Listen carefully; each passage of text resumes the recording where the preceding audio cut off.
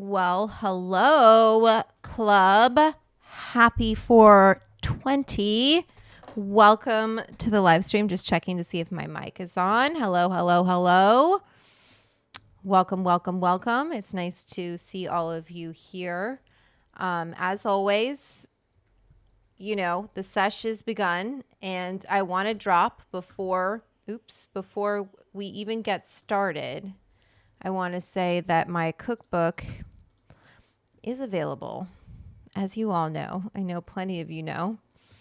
But let me put this in our sesh. Oops, didn't mean to do that. Here we go. I'm going to pin this at the top. Okay, that's Amazon. Of course, if you want to, I can put the Simon & Schuster link there if you want to support a smaller bookstore. Hi, Chris. Hi, Jackie. Hi, Jeff. Hi, Matthew. Hi, Kathy. Ciao. Hi, Chris. Core. Nice to see you all here. Happy 420. We W220 Mafia. Love it. Movie Club Movies is here. Loving the cookbook. Jeff, I can't wait to hear what you love about it. Please tell me. I'd love to hear more. All right, so today we're talking everything edibles. We're also going to talk about,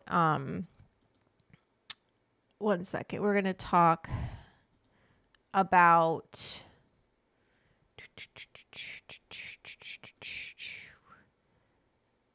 oh no, where did my other, sorry, I have like I have a version of this that it deleted it. Oh, well. Okay, it's fine. We're going to talk about Easter today.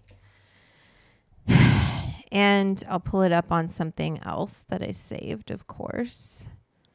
It's actually here. And we're going to talk about the origin of 420 because today's a weird day in that we have both Easter and 420 happening on the same day, which is pretty awesome. We're going to find our higher power today. But before we get started, I'm going to take a bong rip because I need one.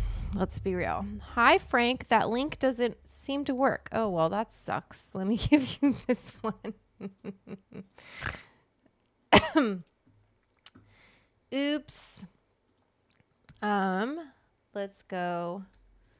Happy 420, from the Edibles Club. Grab the new cookbook.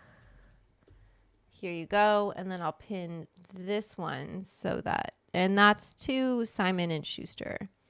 So you can pick and decide which one you want to do. Hi, Fraggle Rock Pothead. Happy 420. Hi, Gare Bear. Hi, Ramona. We've got a lot of people here today. Thank you. Thank you, Frank. And thank you, Joy. You love the visuals of the cookbook. They are so vivid. Thank you so much. I was really happy about them. Oh, shit. I'm sorry, you guys. I forgot to put the chat. Ugh, so silly. Really not on top of my game today. Oop. Okay, there you are. Let's make sure we can see you here. There you are. That should have tagged good. Hi, Jen. Hi, Grand Pappy Perp. Hello from Toronto. Very cool. Really great Italian food in Toronto. Really good. Hi, Pete. How's it going? Got lots of fun people here today. Okay. So it's Sunday.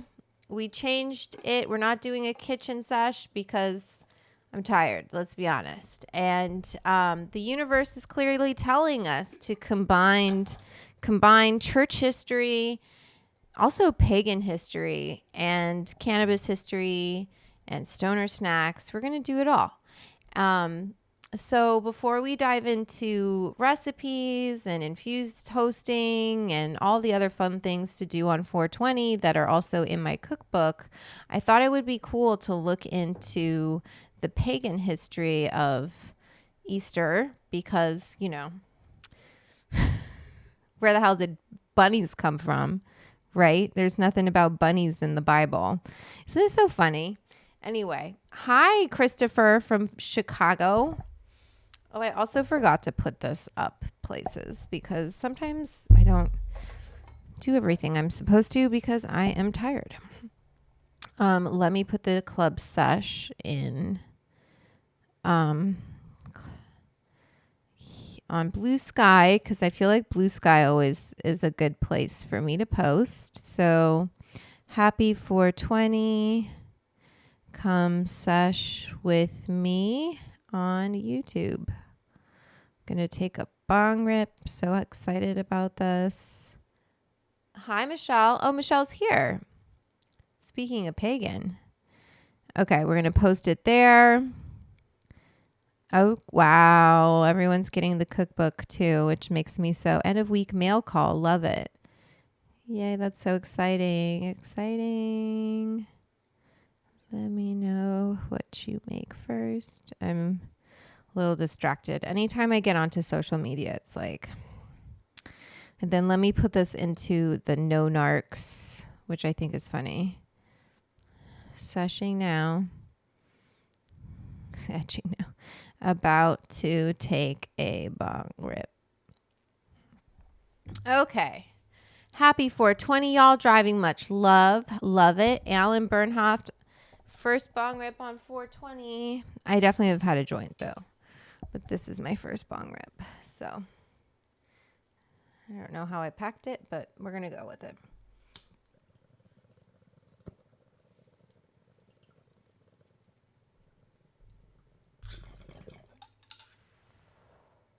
Very nice. Thank you, Ochinomu. It is Ochinomu. Someone said it was Ochonomu, and I was like, no, it's not. Actually, I didn't say that. Oh, it's not. I said, oh, I fucked up. You won. I don't know if you know, but you were one of the 3 winners of the raffle. Thank you so much. And I'll put you, well, you already won, so I'm not going to put you in again. Actually, I can. I guess you could win another time. Why not? Why not? Okay, so let's kind of talk about this magical history of Easter. While I write this out, happy 420, Brandon. Hi, Donna. The word Easter comes from the Egyptian goddess Ishtar, and Ishtar is a goddess of fertility, hence the bunny rabbits. Well, we're gonna look into it. I love it. You know, what does this have to do with Jesus? Did Jesus exist? I don't know. Who knows? Anyway, You won the raffle. We pulled some raffle tickets. We'll pull some more today.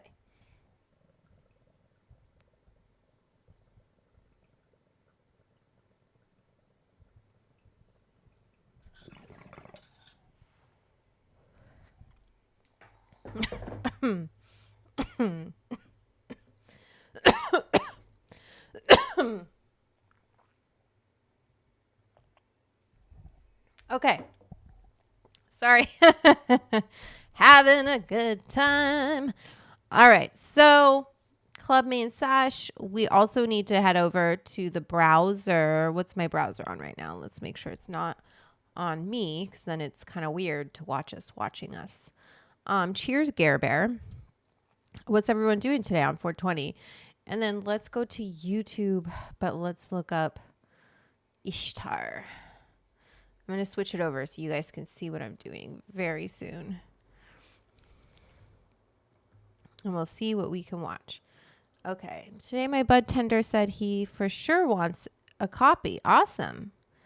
Oh, hello, Madam Dram. Happy 420. Let's do the browser sesh. Let me move this over. Remember, I was like trying to show you Bon Bon running around. Oh, and then the logo definitely needs to go on top. I don't care. We need that logo there. Look at my eyes getting tired. Okay, so we've got these videos. What do we think we can watch? Moon Books Publishing, Table of Gods. Let's look up Ishtar Easter. And let me put my little do-to-dos in. Hopefully these work. The house always wins. So staying in, enjoying dabs. That's true. The house does always win. Watching, oops, let me connect here. Watching Love on the Spectrum. Oh, cool. And thinking how much I hate RFK Jr. for what he says about autistic people. That guy is such a douchebag. Honestly, like, oops, this is a little big. I don't know what to do. Maybe we put me up higher. There we go. He is such a douchebag.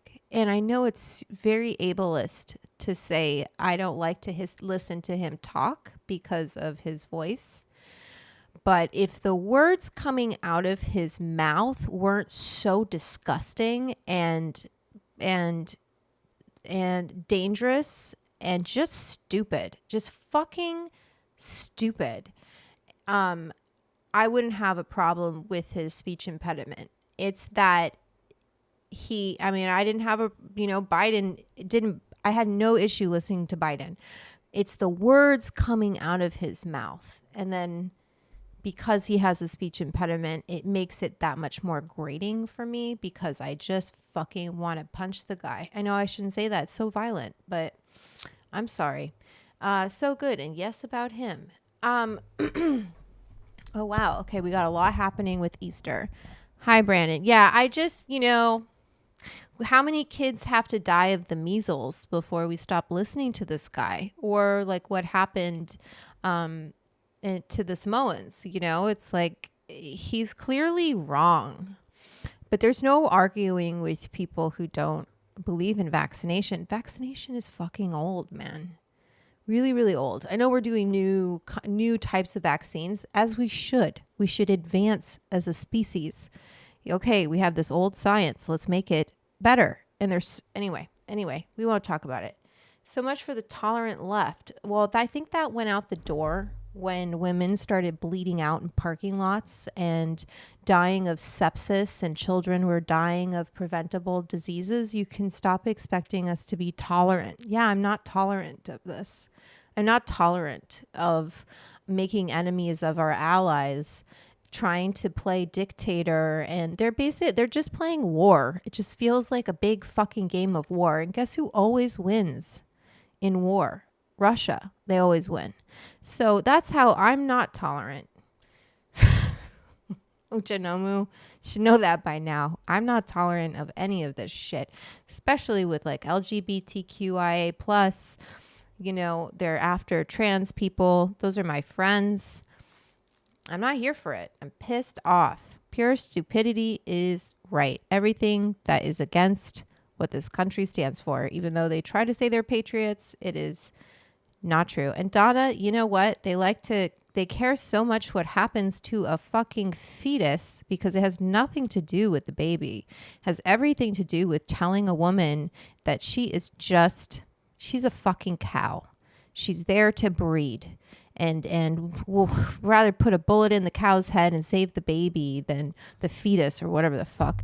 But then once it's born, once it's out there into the world, no one really cares. How many kids are in foster care getting abused and worst case scenario, obviously there are good people out there, but it's sad. It's really sad to me. So yeah, I'm not tolerant of this. I don't like to see children dying. I don't like to see women dying of preventable things. I know what it's like to have people not listen to you because you're a woman. And I know we are exacerbating that by making it so doctors can't do what is medically best for a patient because they're afraid to lose their license. Like, we're just starting to see the stories come out from abortion bans, but it's worse than it's more prevalent because they hide it, and it's worse than what we're hearing. So we're just starting to see what this asshole is doing. And it's sad and scary, but I'm also very hopeful because I think that people are starting to realize what is at stake here and why we have been, screaming like, we can't let this guy win again. And he won. So anyway, I'm done. Sorry. Hi, Eddie. What is sepsis? Oh, hey, 67. Sepsis is when you have like a bacterial infection. Well, infection is always bacterial, but you have an infection occurs because they won't abort babies even if they're dead in states with abortion bans. Say your baby dies, heaven forbid. No woman wants that who is actively trying to have a child, but it happens. It just happens, right? Pregnancy is not like this easy. It's not always easy. And very often it's not easy at all. It's very hard on women's bodies, and it's a miracle, right? Miracle, whatever that means. It is a huge undertaking for the female body and risky. So because they can lose their license because of these abortion bans, they are forcing women to keep these babies that normally they would abort. It's dead already. And so that can cause sepsis in the body, and they can die of that infection. So I hope I'm explaining this right. Blood poisoning, right? So yeah.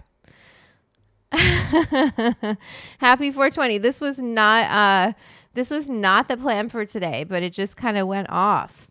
But yeah, sepsis is blood poisoning. My bacterial blood poisoning, right? Let's fucking look it up. What is sepsis?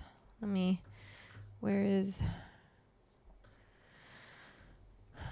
find something good for us to see. Infection, right? Okay, so it is a response to infection. It's a life-threatening condition that arises when the body's response to infection damages its own tissues and organs. It's essentially an overreaction of the immune system to a harmful infection. But that bacterial infection can happen, right? So then let's see, pregnancy. Like, why does this happen in pregnancy, right? To an infection cause pregnancy, and maternal sepsis occurs due to severe bacterial infection of the uterus during pregnancy. Pregnancy-related deaths are on the rise, and sepsis. So this is just the kind of, anyway, whatever. We're not supposed to be getting into this. We're supposed to be looking into Easter, but it's not great. You good. Thank you.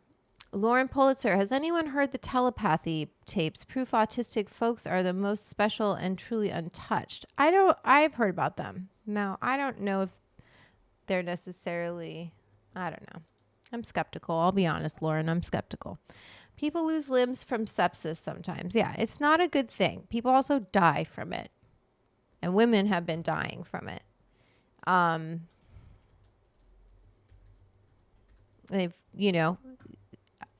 Have you guys ever seen the movie Cider House Rules? Not that I, it's a difficult movie to watch, but there's a reason that we have abortion rights, and women need to have options when it comes to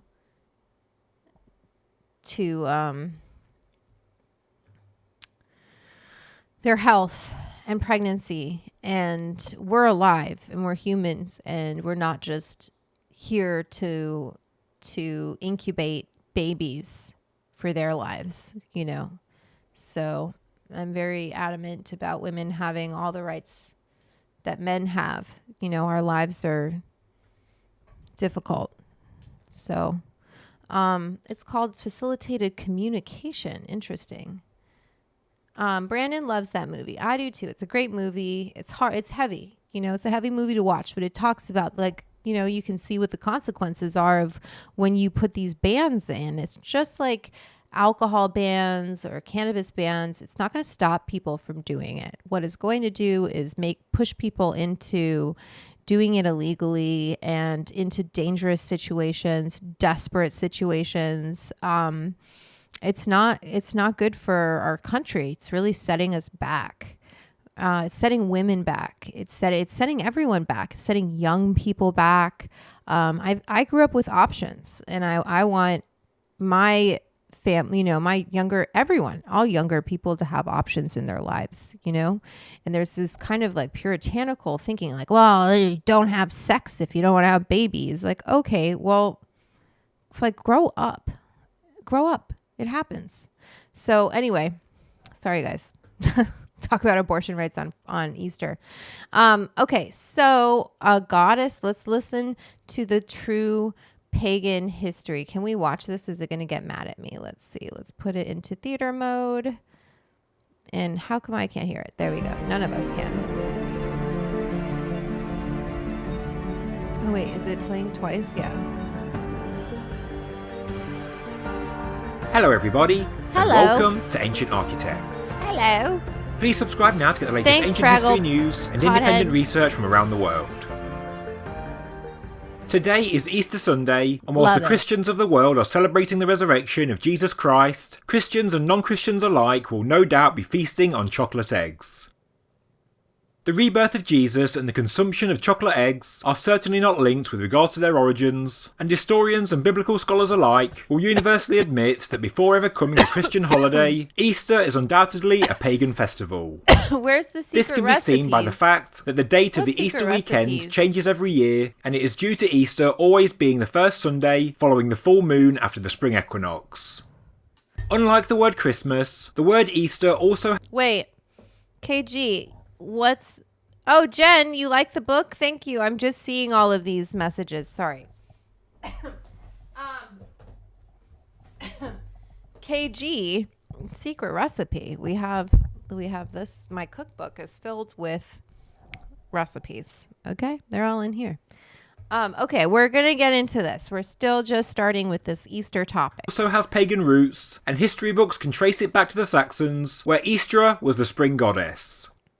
It wasn't until the 8th century when the Anglo-Saxons took the name from the goddess and married her up with the resurrection of Jesus to give a new name to a Christian holiday. Wow. But of course, Easter as a celebration goes back much further than the Saxons. And some say it even goes as far back as the Sumerians. And the legend of Dumuzi or Tammuz to the Babylonians and Ishtar or Inanna. The legend known as the Descent of Inanna was found inscribed on a 4,100-year-old clay tablet. Thanks, KG. As Tammuz dies, Ishtar follows him into the underworld. Wait 1 second. I need to take a break from crypto and guitar. You know who you should talk to crypto about it is Chris Fist. He's all about crypto. And I smoke weed every day, so I'll join Patreon and get the book. Vanessa, thanks, man. Let me send you the Patreon link, too, because it's... Let's put that there for you. People love the Patreon. It's very fun. Welcome back, KG. They are going to canonize the first millennial saint on April 27th. He was a 15-year-old computer programmer. Okay, so how did he become a saint? That's interesting. Like, what miracles did he perform? Do you have to perform 3 miracles? Where she gets judged. Oh my God, do you guys remember that movie with Val Kilmer, The Saint? Oh my God, I was so obsessed with that movie and I thought he was so hot. Killed and is hung on display. Meanwhile, I don't know where Chris is. Where's this Chris? Does he know about? You have to talk to him in the group chat. He was here earlier. I don't know where he is now. His handle is Chris Fist. Like a fist. His name is Carlo Acutis. Interesting. Like how he says goddess. Meanwhile, the earth goes into decline, with crops failing and animals stop reproducing. After being missing for 3 days, the god Enki sends 2 creatures into the underworld, carrying the plant and water of life, and the 2 gods are resurrected. They return to Earth as the light of the sun for 6 months, and 6 months later, they go back into the underworld again and stay for a further 6 months. Hence, we see the cycle of death in the autumn and life in spring, all of which, of course, are connected to sun worship. As you can see, like the story of Noah's flood, the Christian story of Jesus has borrowed a lot from the Sumerian legends. Whether Jesus was a real person or not is open to debate. Why do they say the flood? What is the flood from? The Epic of Gilgamesh or something? We all about making money and helping each other. That's cool.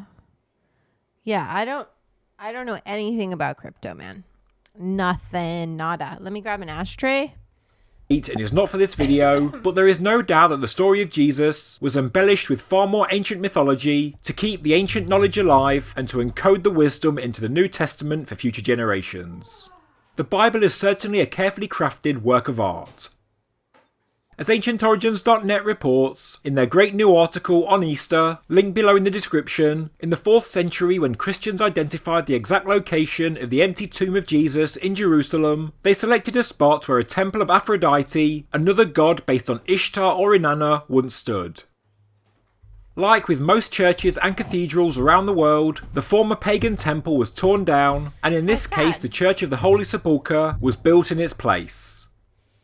But of course, as many of you know, there are many more stories of death and resurrection in the ancient world, such as the story of Horus in ancient Egypt, Mithras, Dionysus, etc. Right. All such legends have common elements, and are all associated with sun worship, and many were incorporated into the New Testament, which really isn't unsurprising when you look at the formation of the Holy Roman Empire and the adoption of Christianity by the Emperor. Right. In ancient times, the Cybele cult flourished on today's Vatican Hill.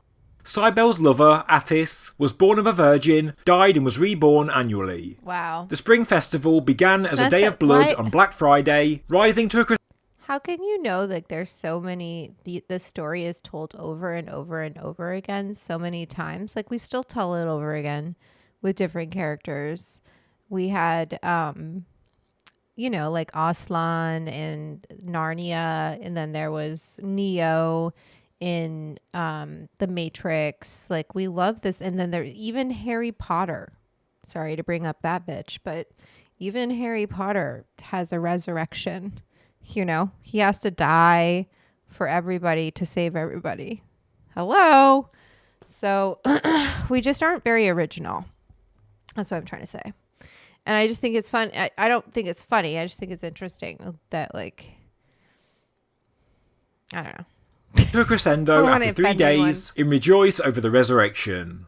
In the early days of Christianity, there were violent conflicts between this cult and early Christians over whose God was true, when the fact is that both stories are actually the same. In the New Testament, the death and resurrection of Jesus is another symbolic story about the rebirth of the sun, and surely wasn't a literal event. But not all historians agree that Ishtar is the origins of Easter, because there is another spring goddess known by the names of Oster, Ostara, Austra, and Istra. Look at this is thorough. This goddess was celebrated on the spring equinox of March 21st as the bringer of light after winter. But in actual fact, it is very likely that all of these gods originate from Ishtar. The goddess was often depicted as a hare, and therefore the modern-day Easter bunny was symbolic for the arrival of spring, as well as the fertility of the season. As well as being a goddess, Ostra is apparently an ancient word that means spring, and has been adopted and adapted by many European languages, and used ever since. Therefore, what this shows is that the true origins of Easter include a number of different customs and traditions from a number of different civilizations from different periods of time. It is a composite and truly pagan festival centered on the rebirth of the sun after the cold winter has passed. This is a timeless festival and has always been of high importance to most civilizations because it means that humans can once again cultivate crops as the earth warms up. So, why are we all eating chocolate eggs? I don't know, but they are delicious. Let's all give Donna some love. Thank you, Donna. Let me put you in the raffle. We're going to keep pulling names from this raffle. I like it. It's fun. I think it's fun. I think we have a good time. Yeah, we're getting to the bunnies. I should grab a chocolate, and I need something to make a crutch out of. But let me write Donna's name. Okay. We got 2 raffle tickets going into my tumbler. 1 secondo. Let me play this so you're not bored. Eggs this weekend, and feeling sick and falling asleep on the sofa in front of an old James Bond movie. Okay, that was my own Easter tradition growing up, but as you may have guessed, in ancient spring worship customs, the egg was associated with rebirth, renewal and fertility. But why does a hare or Easter bunny give out eggs? Well, in Germanic mythology, the goddess Ostara healed a wounded bird before turning it into a hare. The hare, still partially a bird, showed its gratitude by laying eggs as gifts. But even this Germanic pagan tradition goes back much further into antiquity, as even in ancient Egypt, the egg was found to symbolise the sun. Speaking of eggs. Going back to the Babylonian Ishtar, the goddess who is one and the same as the Sumerian goddess 2 Inanna, tickets, and who all later spring goddesses were likely modelled on. She was the goddess of fertility, and her symbols were the rabbit or hare. Oh, just wait, my friends. We got more raffle tickets happening. We love to see it. Thank you so much. We love it. Let me get my tickets. Oops. And it says good luck on them, which is cute. And let's put KG in there. KG. Okay, I just have to say I did a good job on my eyebrows today. It's a little like I could have put a little more in there, but it's pretty good. Pretty good. If you go back and look at how thick they were, it's a lot of work, my friends. Every day I got to go in there with them tweezers and boop, boop, boop, because they just grow right back. And I remember when I was little, I went to this like waxing lady and she's like, your hair, your eyebrows. It was the first time I ever got waxed before. So I was super nervous. And she said, your roots, they grow like tree trunks. And I just was like, I'm sorry. I felt so bad. Anyway, hey, Intelligent Baka, happy 420. Oh my God, Petra's here. Hi, Petra. Welcome. We're hanging out. I was going to roll a joint because I was taking bong rips, but I think it's better for me to just kind of like, we kicked it off that way. Let's roll a joint. We've talked politics. We're learning about the origin of Easter since 420 is on Easter today this year. So we're learning about the true pagan origins of Easter. Hare and also the egg. So, when you're eating your Easter eggs this weekend, remember that the origins of this tradition go back many thousands of years. Maybe not chocolate eggs, but eggs nonetheless. As stated in AncientOrigin.net's fantastic article, the first reference of the Easter Bunny comes from a German text from 1572, which says, "Do not worry if the Easter Bunny escapes you. Should we miss his eggs, we will cook the nest." The egg-giving tradition, some of the finer details of the goddess myths, as well as the actual day when Easter Sunday is celebrated, were all incorporated into the Christian tradition and associated with Jesus by the Council of Nicaea. Wow. What I find most amazing is that the ancient traditions of our ancestors and the pagan symbolism have lived on. I wish you all a happy Easter and thank you very much for watching. I've just launched a new YouTube channel called Space and Planet. I just want to read this from my publisher, okay? Justin, he's my editor. Hey, happy 420. It looks like your book is selling its best yet today. I'll check sales figures tomorrow. Wow, that's so awesome. Do you guys want to know why? Because it was on Apple News. And it's because of the LA Times story. Adam Shorn wrote that story, and he is, we met years ago. He remembers me correcting him about Delta, the difference between smoking and eating weed. Lindsay, happy Easter, happy 420. Hi, Indian God. Hello from St. Louis. What about your hair on your ears? As I'm getting older, I've noticed I have a ton of loads of ear hair. I do not get ear hair. I get hair here. This is where I've gotten new hairs. Here and on my chin. The bitchier I get, the thicker the hairs they grow in. Anyway, so Justin said, you're even in the top 100 cookbooks now, which is always good to see. All 5-star reviews. Thank you so much for writing reviews for my cookbook. I really appreciate it. I'm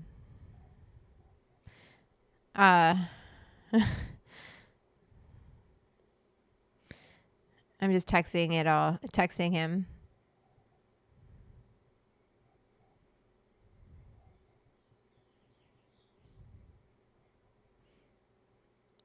It's awesome. So I'm really happy to hear that. Congratulations. Thank you. I wonder let me see what my ranking is. So I can see what my ranking is on Amazon. I can tell what, how the book is doing, at least on Amazon. Obviously I'm hoping in my mind, I'm like, I hope that small bookstores are really crushing it. But I also understand it's sometimes you just need things to be a little convenient. Okay. But the Amazon ranking, because it was just on, oh my God, this is the highest my book has ever been ranked. It's 2,000 of all books. Wow.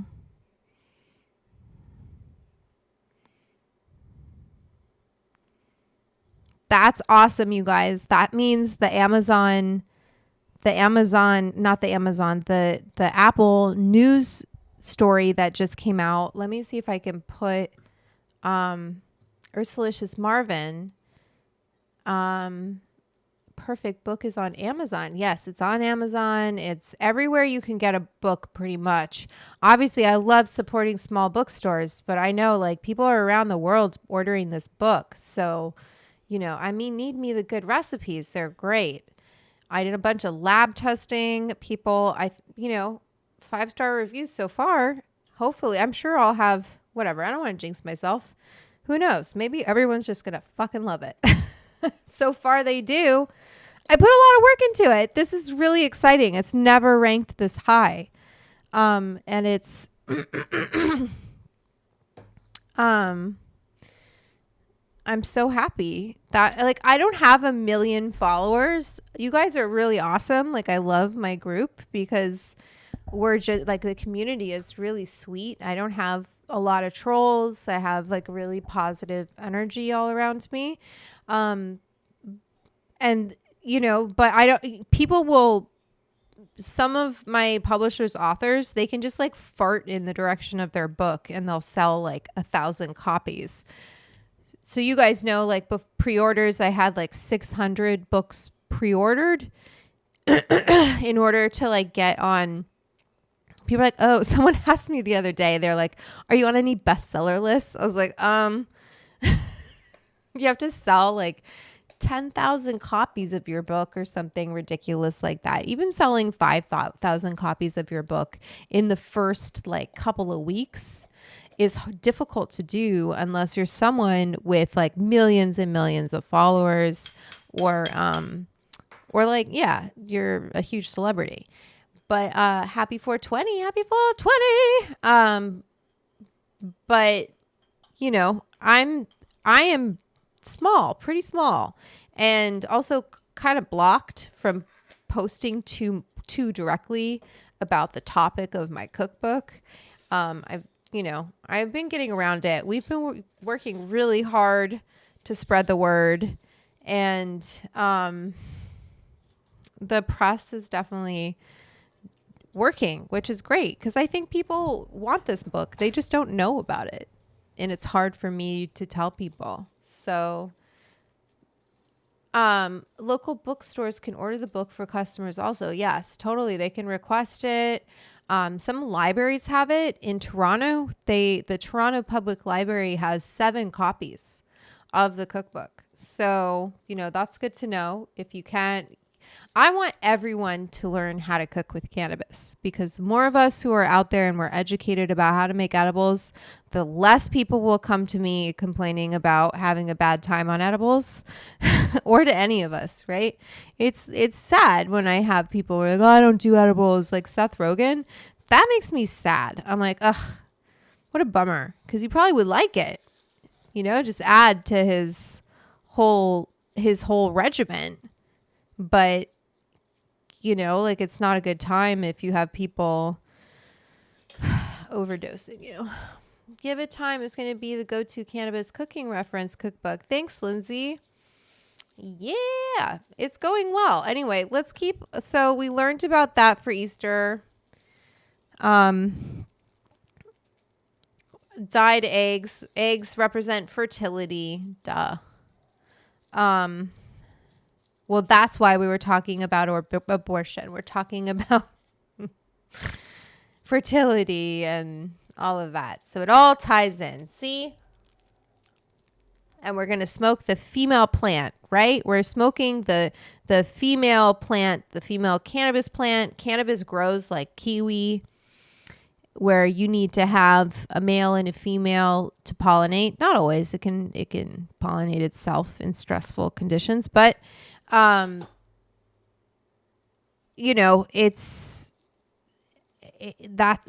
all about women. Anyway, OJ67, are there new infusion restaurants or cafes in Cali? What happened to this bird outside? No, there's not. And that's not really something I see happening. Like, there are cafes and lounges that you can go to that serve food, but it's not going to a lot of people want like a Bong Appetit situation where you can go and have an infused meal. It's really not possible unless they had basically just dropped stuff right on top. Do you know what I mean? Like, it all has to be lab tested. You have to be able to tell someone this is exactly this many milligrams. So how lounges do it now is they'll have like drinks where you can, they have, they give you like one of the little bottles that has potency in it, and you can put it into your drink. But that bottle is like, you can buy it in dispensaries and whatnot. It's not like a bakery where you can go and get infused baked goods. I don't really see that happening. Maybe some government will choose to legalize in that way and regulate in that way, to really maybe somewhere like Vegas, but I doubt it because it's too much of a liability. With alcohol, it's different, right? It's still risky, but you can kind of gauge how drunk someone is. But with edibles, because they take so long to hit, and then anytime you're cooking with it in a restaurant, that's technically manufacturing, because you're altering it, you're cooking with it, and to have an exact potency on whatever dish you're serving wouldn't be possible. So that's how I see it. Boo, boo, boo, boo, boo. The holy plant. When, not if, Bong Appetit is back, you have to get Seth on and change his mind.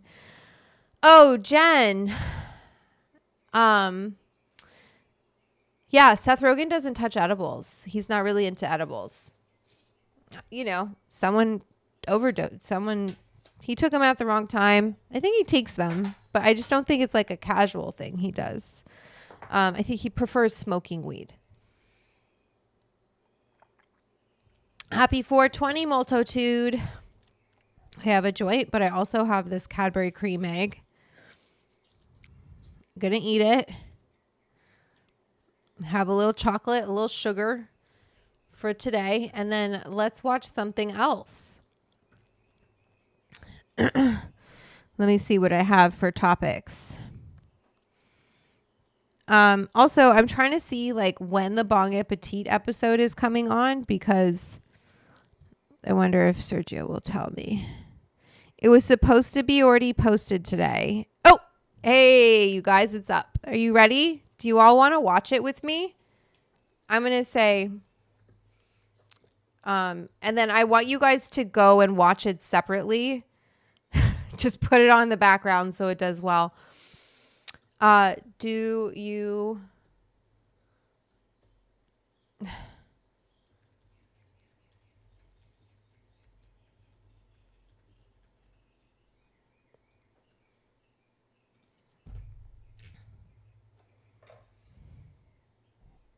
One second. It's up.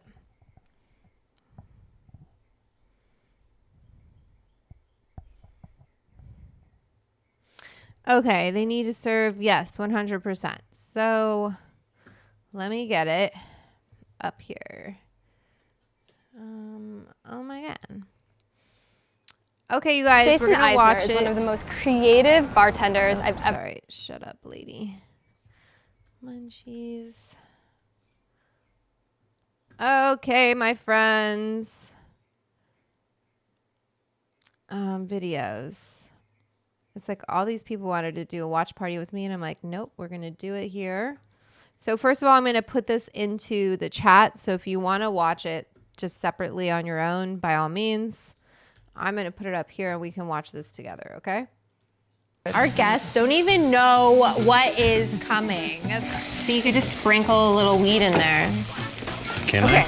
I? I'm gonna stop it in between in places because like the reason I'm saying that is because the chefs were cooking for like 30 minutes and no one was putting weed and stuff. I was like, can we just slow down a little bit? This is Bong Appetit and we need to put weed and shit.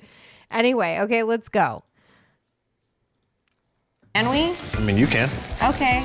But careful. I'm not too worried about it. I think that's... Okay. Is that too much, you think? Like... Whoa. Woo. Definitely active now. Woo. I hope I can watch this. Don't do that. Take it off the flame. She almost lit her hair on fire. I'm too hot. I'm too hot. Cooking while high. What's the most milligrams of edibles you've are Hey. 1,000 milligrams. Yeah. I feel so great. I don't know about you, but I've got a really nice... I'm phased. Like This is great. Mushrooms next. When the world needed it the most, Bong Appetit is back. So what better way to celebrate 420 than to throw an infused dinner party of epic proportions? We've invited some friends together from cannabis connoisseurs to newcomers, and we're bringing together two chefs. We have the cannabis catering connoisseur, Wendy Zhang, winner of Chopped 420, a Szechuan-born chef blending traditional Chinese flavors with cannabis infusions. She's awesome. Then we have Doug Rankin, a trailblazer in LA's dining scene who has never cooked with cannabis before. They will create from scratch a 5-course dining Love it. experience like no other. Helping them along the way is me, Vanessa Lavarado, founder of Marigold Sweets, and Be Real, rapper and certified cannabis aficionado. Welcome to Bong Appetit collaboration.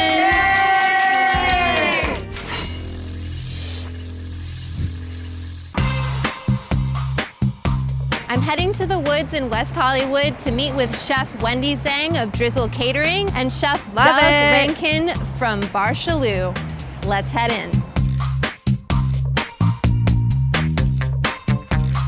Welcome. So good to see you. You too, gang's I'm all sorry, I'm here. sending it to everyone. Thanks for coming. Let's go meet. All right, chefs, I brought you here together because we are going to do a Bong Appetit reunion dinner. Chef, you've never cooked with cannabis before? Never. Never. I mean, not besides like, you know, like when you're a kid and you're making weed butter. Never anything that was like dosed correctly or... Chef Wendy is seasoned. Don't worry, you're in good hands. Between the two of us, you're gonna be dosing people like an expert. Oh, Yeah, that's what I'd be nervous about. Panic attacks, like that's not cool in the middle of dinner, you know? So let's talk about a menu. I can't wait to show you this pantry. It's stocked with some of the best products from California. We're getting the cutting edge industry insider shit. okay? For those infusions, I typically like to choose a strain that is euphoric and uplifting, gets people talking. Yeah. Then we can kind of play around with the effects as we go through the meal. I mean, I don't really subscribe to that. Starting off with a That- CBD but that's mocktail okay. could be really good. Yeah. CBD is Maybe good. something Start even with with like CBD. kind of a ginger lemony flavor to the mocktail. Those things also help to settle people's stomach to prepare them for the meal they're Thanks, gonna have. Marvin. We could even start Yes, we went with to the woods. like a crudo or something that's like kind of a palate found the opener. location. Would you be putting your chili oil on top? Would that be served with the crudo? Yeah, we could even make like a herb oil incorporating cannabis leaves into it, you know, like strain it out so it's all green and beautiful. My favorite course, dessert. I have like a full idea. What is it? He's ready. Well, I think that we can do like a rice pudding because we can like kind of make French and like Asian food together a little bit at the end. We can do like crispy rice on was top really of it. good. And then dried lime leaf maybe. Well, you can definitely infuse rice pudding, for sure. Seasonal fruits might be nice with it. All that I'm fat? like lychee too. That's what I mean. Let's do All that fat in the rice pudding, you can infuse the that. lychee. I think that makes sense. Yeah, I think the lychee might be a nice like texture element to it. That is Bong Appetit, baby.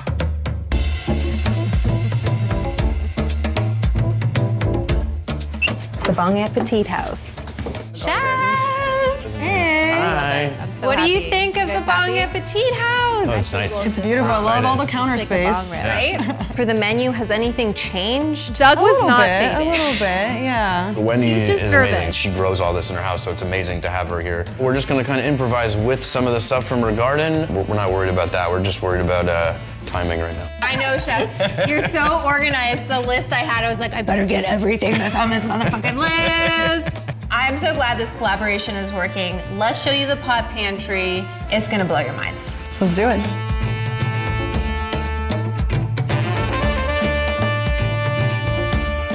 Okay, you guys, I hope you know like why I've been so busy, okay? What are all these things? Explain to me all. Oh, I need to send I that was to just someone pulling else. out some terpenes. Okay. These are the essential oils and aromas of the cannabis plant. Kind of like an extract, you know? It's Yeah. very, very strong. So if we use any, it'll be spread out across the So dish. they're all like different Wow. flavors. Let's take all this stuff out. Like, what are we doing?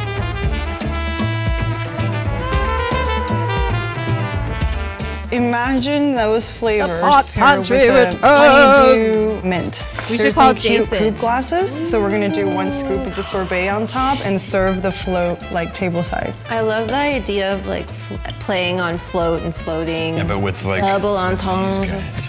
This one tastes like weed. Uh-oh. How do you feel about that? Not like bad. I was Like, trying. it's I like was light. trying to It's not like super strong. bring out my friend. Yes. Oh my you God, want me to cut these Jaden. melons? Yes, I do. Wash your melons.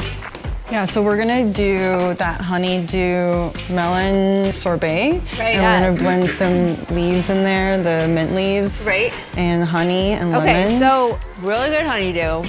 I picked Chef, it. so what are you gonna do with those shallots? I'm cutting them all up because we're gonna start making this Szechuan au poivre sauce. It takes Oh, a good. ton I'm of glad you're shallots, enjoying so it. that's what I'm doing This now. is what I'm brought doing. these fun peppercorns Testing for Chef it, to use in his opera. working with So these are Sergio. called Magao peppercorns. They're indigenous to Taiwan. There's only certain She's people great. in Taiwan who are allowed to go pick it because they grow in the wild. It kind of lingers and gives you kind of that like lemongrassy kind of. So yeah, wakes he's gonna you put up. that in the butter au poivre. Our guests don't even know what is coming. I know you wanted dark vinegar. Did you get black vinegar? I have two, because this one is very sweet, so drinkable, Well, that's great. It tastes like molasses. right? I love This one though, I would not recommend drinking, just a little bit tasting. Glad I didn't shoot that one. Yeah, right? That one's like very aged. They were great Sichuan together. food, you know, has such a rich tradition. It's always been a diasporic place, a province of immigrants. And that's why you see so many complexity in the flavors and the sauces. Like our mala spice that we're gonna use today, that's got cumin in it. The Muslim Yep. population, you know, coming through and Right. blend that with the Sichuan peppercorn. Oh, it's so, so good. What are you doing? I'm starting to make the rice pudding Really? because it takes forever because you know it's rice. So comforting rice pudding. For the opening CBD mocktail, we're gonna do shiso, lemon, and ginger. Maybe a little bit more lemony and more minty. But the sweetness and the fruitiness is good. I didn't want to touch the sweetness at all. Yeah, like you can taste the depth of the fruit. We did that. We have this Emerald Spirits Rose Queen. Relieve and relax. It was really good. We didn't add the mint and the leaves because it doesn't work if you want to add citrus. Well, a lot of citrus. Anyway, it was great though. We figured it out. That's tasty. This will help you relax.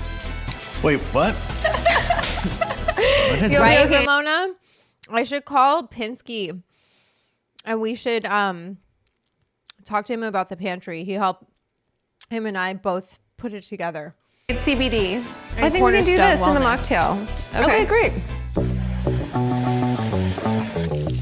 I'm putting the cognac in here. We have like really like a little bit of char almost like on some of the onions in the bottom. You get it like super, super caramelized. You keep saying this one word and I can't understand what it is. Decarb? Yes. Okay, it's just a fancy word for activating your THCA, which turns it into THC. That makes it possible for us to metabolize it. Because if you don't, then it makes it so it gets you high. And it's just giving you that medicinal benefit that Vanessa was talking about, but it won't give you the psychoactive funness. In its raw form, cannabis won't get you high when you eat it. When you smoke it, you are heating it, right? So that's how it gets activated.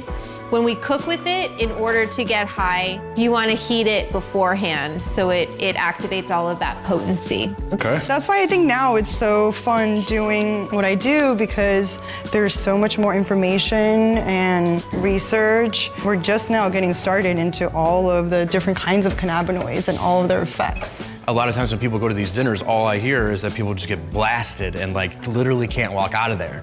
So like for me to like know from someone who's like can actually dose this to a place where people have an enjoyable time. I want you all to know I took a lot of effort to make sure that the guests of this party left in good shape. There were certain decisions made, and I'll point out when they were made, that made sure that that happened. We actually did not decarboxylate the flour before we were cooking with it because if you read my cookbook, I ran testing on this is one of the major questions I would get asked all the fucking time. Can you decarb and infuse at the same time? Like, does decarboxylation happen during the cooking process? It definitely happens when you're baking, and I decarbed and infused at the same time, and it takes a really long time. It takes a lot longer, hours, to decarb and infuse at the same time. But it will decarboxylate if you heat it in weed, right? Let's make sure we like this. So I knew that we need to use a lot of weed in the show because sometimes you don't get the take, right? So you kind of have to have like this producer mind of, and then the edible maker mind of don't get people too high because we don't want to have that. We don't want that. That's the opposite of what I do. This is why I wrote my book. So how much are we going to need extra to get in the shot? So you'll kind of see how we're doing it, and I'm taking notes as we go. Time is like really interesting. As much as we can incorporate the plant in different ways, it's less about getting people high, it's more about the experience, creating new associations for people. Sure. Because now we're playing with terpenes, aromas, pairings, but we're also playing with effects. And I feel like most of our guests are like 10 milligram kind of tops people. If we give them options to kind of like bump it up with something on the side that they could add extra, that's a good way. But as a base, we should keep it pretty low. On the side, and that's why I wrote this section called On the Side, because it's all about having options for people, you know, like a spinach dip or you give them some queso, extra fundido, and they can have it on the side. It's just, you know, that's how I feel about it. Like a sauce. So you could just sprinkle a little weed in there. He's going to do the poivre sauce, the pepper sauce to go with the steak, and that's going to be infused. Can I? Can we? I mean, you can. Okay. Make yourself happy. I'm like, come on, we got this whole pantry. Let's go. So this will decarb it. cooking it like this? Yeah, because you're heating it. But Not careful. all the, well, actually, I'm not too worried like, about watch. it. I think that's. He heats it for a pretty long time. Is that too and much? You high. think? Like, I brought my milligrams. When I did lab testing, I wasn't heating it to. I heated it at the same temperature that we decarb, 240. If I went higher, it would have decarboxylated faster. The temperature he's cooking at now, so a lot of this will decarb while he's cooking because this temperature is going to go pretty high. And that's again why the restaurant kind of idea gets complicated, because it changes as you cook with it. Gram scale, and you put it aside, and you're like, "What's this for?" well, we'll just go like this. Let me go get it. This is an eighth, 3.5 grams. It's a little more than a gram. So that is 1 That would be cup of fat yes, which would be enough for 29 people. at a 10 milligram dose per person. Whoa, whoa! Definitely active now. No. Bong Appetit is back. There's no getting rid of us. Oh, do Okay, it this again. is witchcraft. Well, you keep putting it on the flame. Watch. Ooh, I almost got my Don't hair. do that. Take it off the flame. She almost lit her hair on fire. I'm too hot. I'm too hot. Almost burned your Hi, Stuart. Okay, that was close. Cooking while high. We're in the weeds. We're in the weeds, okay? The guests are coming. Be Real is here. My hair is up. Okay, let me clean up. Look at what I did. I made a whole disaster zone. Oh shit. Oh shit, turn it off. It's okay. That stove. It's okay. That stove. I took me Bong a whole. Appetit. It's gonna be good. Hi, I'm it's a excited. high-end I party. cleaned that. This is the sour diesel from 710 grams. There he is.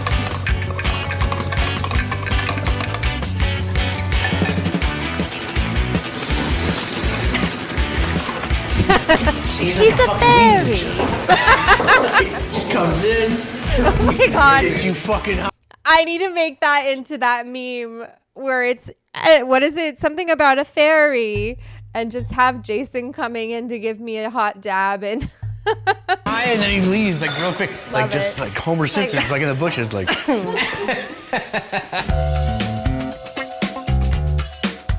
All right, so this is the base for the chili oil. This is stuff that like you can't learn from a book. You know, like her grandparents taught her this stuff. No, it's true. Every Sichuan person has this sauce in their house, but everybody makes it differently. Should we put more so we get more flavor and not decarb it so it won't be as potent? Because it will decarb a little bit in the oil from the heat. Okay, it we will. can do that too. It will. Yeah, but why don't you use the fucking emulsifier? Let me just tell you, good decision, because you'll see by the end, all of the guests are properly dosed. They would have been fucked up. The emulsified one. Because this is the Get shady all the way. brands. Because we want to do 710. weed. We Yeah. don't want to do a drop. We did the drops. I like using flour more for this. or dry herb kind Yep. of Word up. plant note that Yep, goes I better agree. with these. I totally Wendy agree. and I are like, no. So we're gonna let that cook off for a few minutes, and then we're gonna add guys our loving cherry it? cheesecake. Ooh, look at them sizzle. They look like little broccolis. Yeah. They do. Thank you, I feel like we haven't added enough things. Wait, like weed? Yeah. This shit is packed with weed. If we What? put all that flour in here. In there? Yeah, remember when we were cooking the shallots? Oh, that's the shallots. Yes, this is. We don't need to do anything to that. I've been tasting it, so. Feeling good? Yeah, I'm fine. But Everyone coming to dinner can handle their spice, right? I hope so. yeah, we came to play. So just a little dab. And sometimes I just stick the parchment in there into the sauce and let it melt in and then pull it out. How do you feel Oh about yeah, that? that's smart. Like actual potency, gonna get you high infusions. The shallot sauce definitely has some potency. Has about 100 milligrams in it total. But if you look at the actual yield of the sauce, like it's a lot of sauce. So it won't be too much depending on how much is put on the plate. I'll watch, let you know. It's time for dinner soon. How do we feel, chef? We feel great. I'm about to toss the sauce in this. Oh, smell that. Oh my God. This is the CBD. Like this. There Let we me go. double check. Yes, Rose Queen. Let's introduce this plate once you're done, if we can. Double check, babies. Welcome to Bong Appetit collaboration. Wow. It was time. We needed to bring it back, right? So we invited Chef Wendy, Chef Doug to come and cook for us. Thankful for weed, and I'm thankful for all of you for being here and Be Real. I'm excited. It's been a while since we've had, since I've had any infused meals since we did our deal, so I'm ready to go. So we wanted to do a little welcome cocktail for you guys, and we also wanted to just engage all of your senses right away, so we also did a little terp spray over the top, and we've paired that drink with one of my signature dishes, this stuffed fried eggplant. So if you want to get a little bit more lifted, I also recommend pairing it with a dab hit of the white thorn rose. It's got a really social, euphoric high, so I love using that one to kind of kick off our dinner. Bong Appetit. Bon appetit. Cheers. Cheers. And thank you.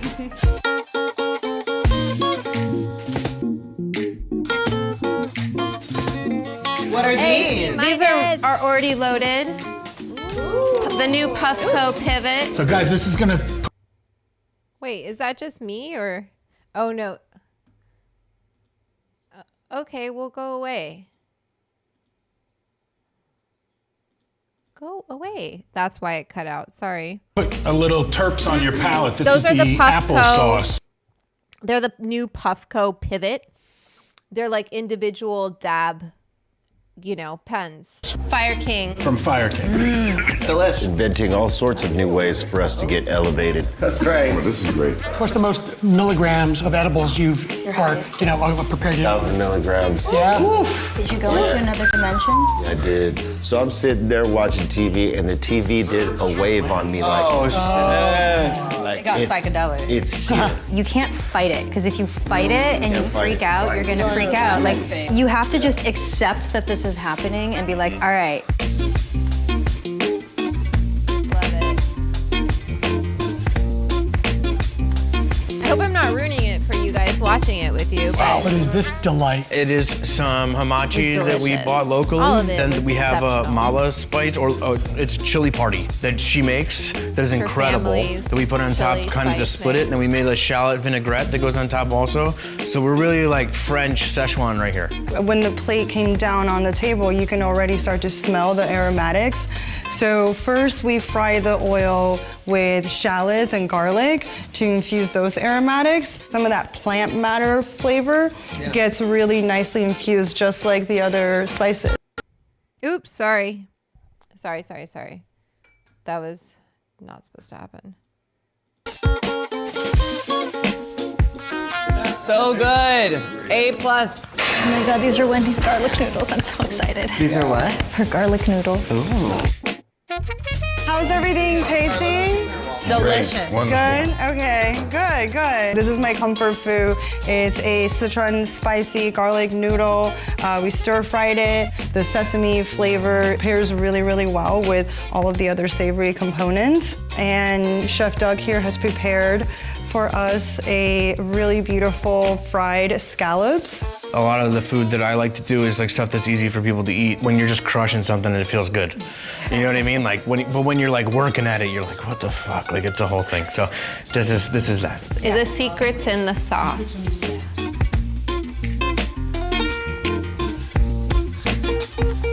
You know what I really enjoy about this dinner and the pairing? Everything we've been consuming has been so thoughtfully curated to create, like, we're on a ride. And it's leave like comments on slowly this, moving too. up and down instead of just all happening at once. So it's like as one fades, another one comes in, and it's like all like thoughtfully paired with all the foods. That machine, man. I need to put that in my Amazon store because So it's a in front of beast. you, It we works. have a honeydew sorbet that we make fresh with fresh honeydew today. Honeydew, Meyer lemon, some Mom, mint. she's so I cool. really like the terpene we She's use like, "This for is it. amazing." It adds like a herbaceousness to it. And so does this lavender spritz. Even just we the put a smell of it little after you terpene. pour the can in there. And then we put cans. Oh wow, that's amazing. Oh. So the terps are really flavorful. Inhale that and then eat. Whoa. Here, you want to smell the terps that are in it? This is crazy. Oh, wow. The garlic noodle was ridiculous. Totally cleansed the palate for sure. Absolutely delish. Be real, can I ask you, like, you've advocated so much for cannabis legalization, and now we're here and it's legal. How do you feel about all of them? Mushrooms next. No, I think we still have a lot of work to do, obviously. Yes, she was on, she when won you think Top about 420. how the industries have all these different rules in every state, there's a lot of work to do, but I'm glad that we are at the point we are now, because we're able to do this. Yeah. And that's everything. Till we get it federally legal, and there's one tax and, that type of thing, we're gonna keep talking about it. Feels so great. I don't know about you, but I've got a really nice. I'm phased. This is great. I feel, properly stoned. We're dosed. You can always tell us to lay off a little bit if you feel. No, I feel great. Yeah, We trust you. This is a great ride. So we have the next course is coming, chef. Can we cut the meat? Let's cut the meat. Let's cut the meat. Cut the meat. Cut the meat. I started a chant. I'm sorry. Remember that sauce? All right, everybody, this is the last He spilled half course. of it on this stove. Oh my God. So what we did was we took a prime rib and we seasoned it on the outside. Normally I do it just like salt and pepper. So we did it like Szechuan style though, where we took all of the peppercorns that Wendy has and made an interesting spice bun that we crusted the outside of it. So enjoy, guys. And on the sides, a little brown butter corn. We have caffeine and kush from Fire King in there. It's a great, usually morning starter because it's caffeine and rosin all in the same pill. I made a brown butter. I melted the brown butter in that. The baby corn's charred, and so it's also playing off of that sweet and There's bitter dessert, Marvin, don't smokiness worry. to it. So that's what we have on the side. So good. There's dessert. Wow. They love it.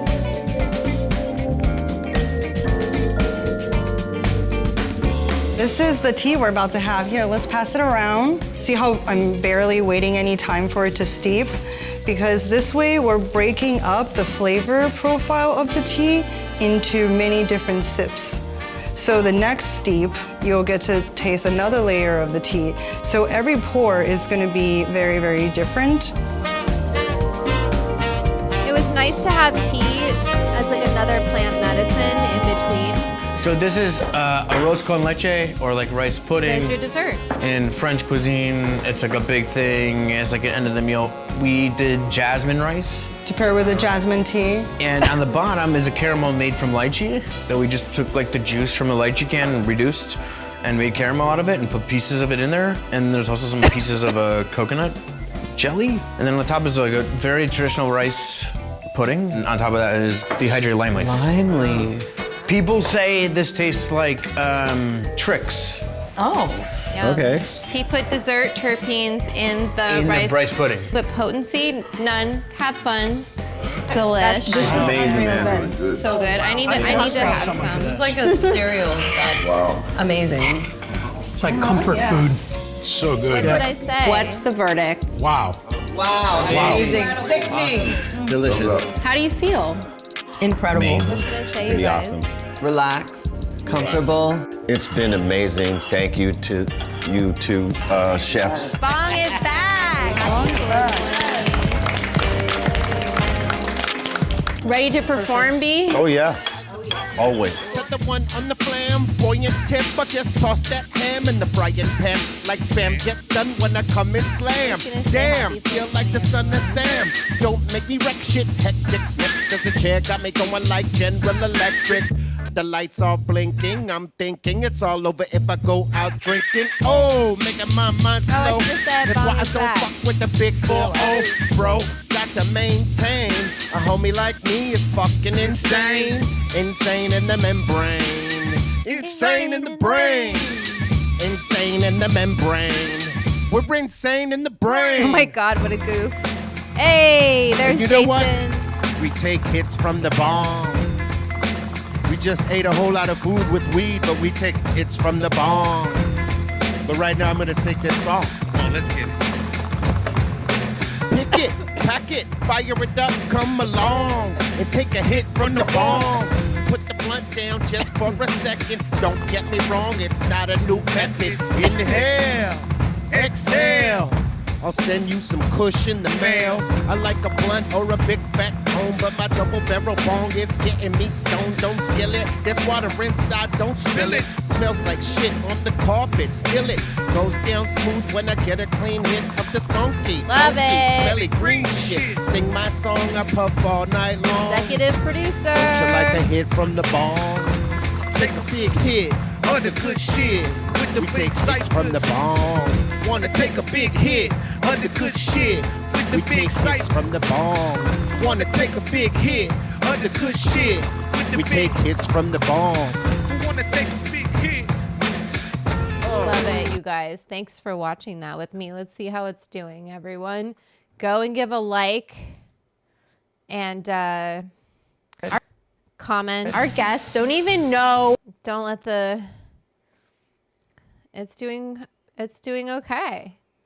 Hits from the bong. Love it. Okay, cute.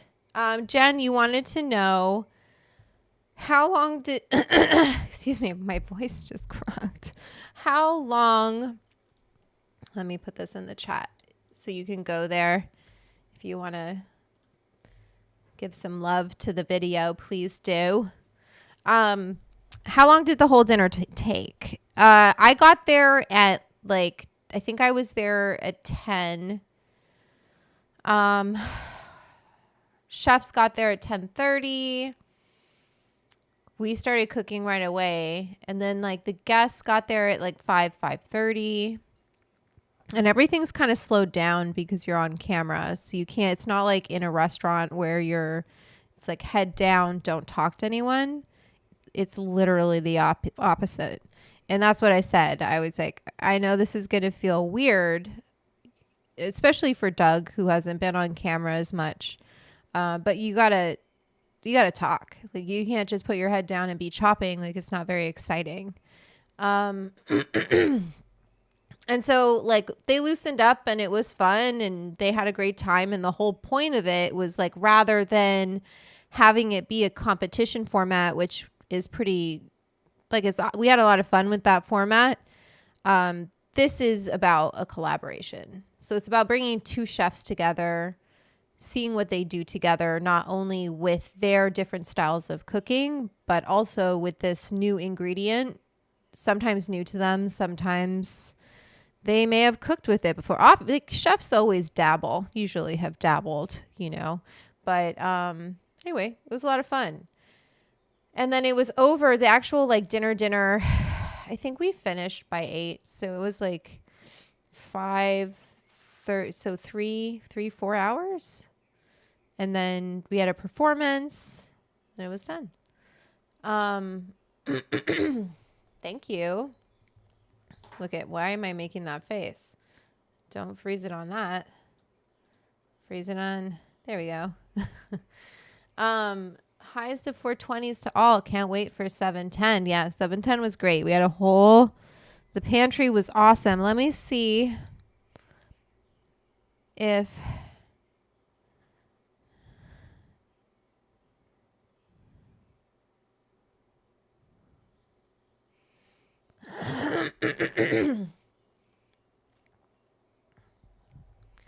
let's see if I can get a friend. Yeah. And I have a video from the kitchen sink that I filmed for the club. I just have to edit it down. It's long. But yeah, I put my phone by the sink and was just like, let it run. It was really fun. So anyway, that's cool. We love it. Episode was awesome. I'm going to like it and watch it on Munchies. Awesome. Much better than BBC or MasterChef. Thank you. Sorry. Hi, Finding Keepers. Yeah, it was great. It was like you know, in my mind, like when the two chefs really bonded together, I was like, this was exactly what this show is about, is like how this plant brings people together. And the guests were so awesome, and Be Real's performance is so cool at the end. Yeah, it was really fun to do. I hope we get to do more. We'll see what happens. But yeah, I know. I mean, Be Real and I love working together. So it's always, you know, it's not even work. It's like hang out. Better than Food Network too. Thank you. That house was great too. Yeah, we had fun. It was a lot of fun. And a lot of work. How would Gordon Ramsay do if he was there? I don't know. I'd have to see what his dose is. Wouldn't it be fun to do a dinner where like nobody wants to get high? And how to cook with cannabis if no one wants to get high? You could do it. Just cook with kind of everything else. The leaves.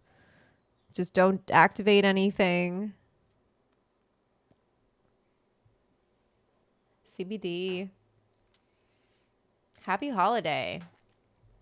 Okay, so awesome. We did it. That was great. The recipes were awesome. Oh, you know what? I probably have some photos I can show you.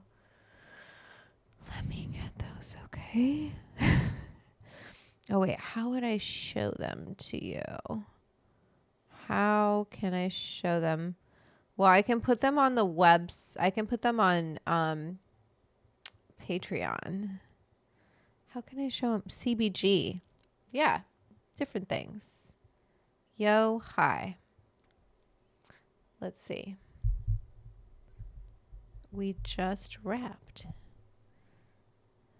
the episode. Did you like it?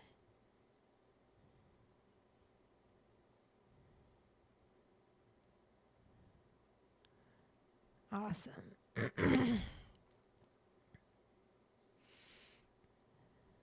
I thought, I'm just texting with Jason.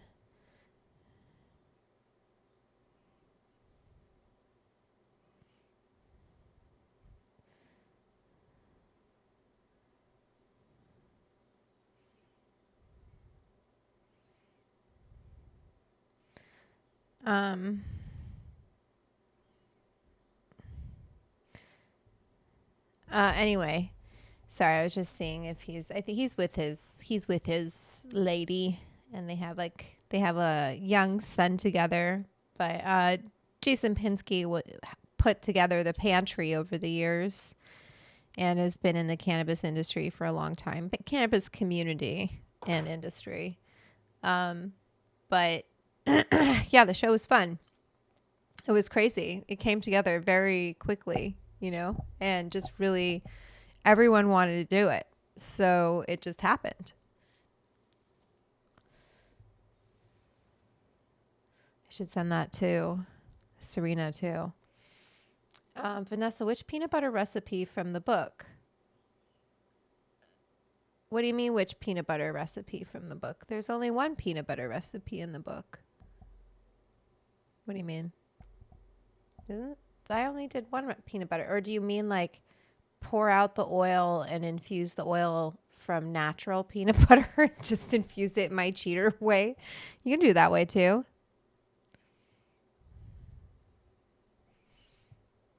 Is there another raffle tonight? We're going to do it. Petra, we got to do another raffle. Okay. So I'm loving it.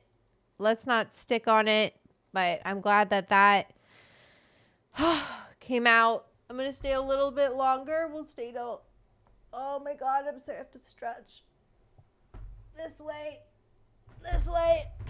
Ugh. You ever do that when you're standing? You do that yoga move where you have to put your arms up with your pointer finger, and then you bend and you push your hip out. And then you go this way and you go the other way and you push your hip out. I'm going to do yoga after this. That's what I'm going to do. People are like, what are you going to do this 420? And I'm like, yoga. That's what I just want to work out.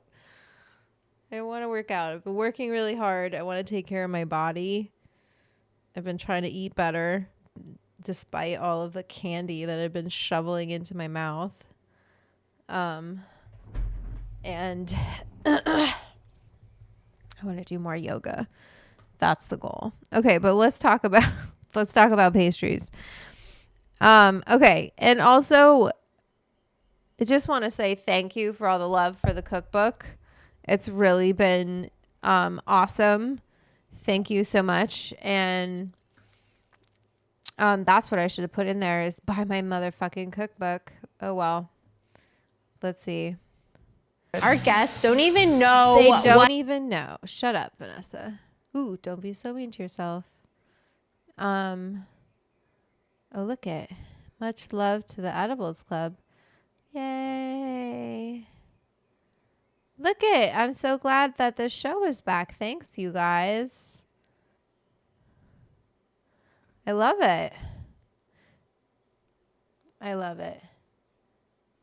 OJ, your body is amazing. Well, thanks, man. What to say about that? What did I want to look up next? Let me get this. I work out.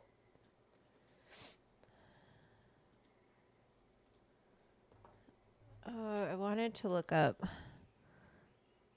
Also, I want to ask you guys, like, what's your ultimate infused hang? Like, where do you like to eat edibles? Tell me. It's like brunch, you want to go to a picnic, or you just at home, vegging out, TV night, kind of a sitch. What's your favorite hangout situation? And I wanted to watch something on hot cross buns. Let me see.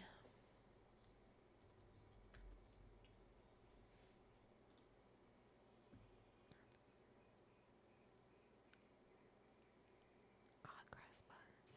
I didn't know if the episode was going to come out. So it was kind of the park or protesting.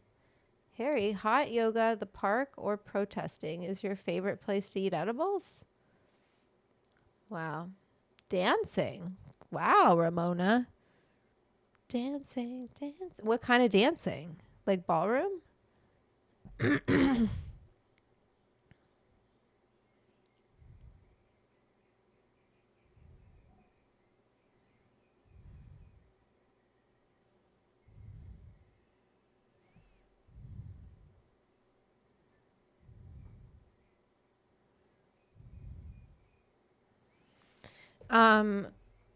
They probably have I wanted to see the hidden. I want to see this. This is what I want to see. Let's see this.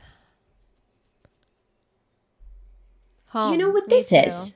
I was born and raised in Brazil, and so it wasn't until I moved to the UK that I first heard about the deliciously fruity hot cross buns. They are typically eaten around Easter to mark the end of Lent, and as you can see, the cross at the top hints at this religious connection. I'm gonna fill you. But what's the story behind them? Well, there are many theories on Google claiming the buns can be traced back to the Romans and archaeological sites such as Herculaneum or the Saxons, honoring Josta, the goddess of spring. Well, although people have marked food with crosses for centuries across the world, it's said that our modern version of the hot cross bun was first created in the 14th century by a monk at St. Albans Abbey. And here's the truly exciting part. For the first time, we're taking this journey on location. So luckily for me, I live nearby, so I can just pop over and ask them all about this theory. Let's ask them.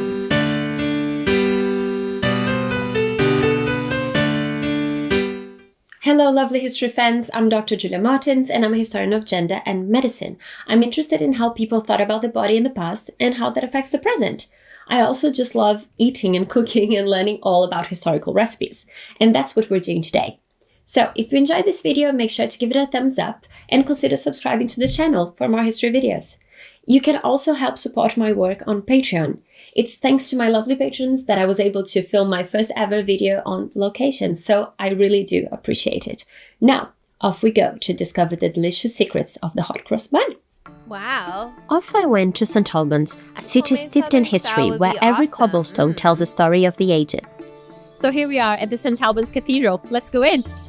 Okay, just wait 1 second. It was Ramona, don't tell my dance teachers, but I enjoy class high, also free dance at home or seeing a great band. You sound awesome. First of all, I love dancing, and I love dancing high. I didn't used to as a kid because I come from my mom was a dance. She was like a cheer teacher, like a cheer coach and a drill team, she did all of that stuff. And I was a little gangly and not quite as coordinated as my siblings.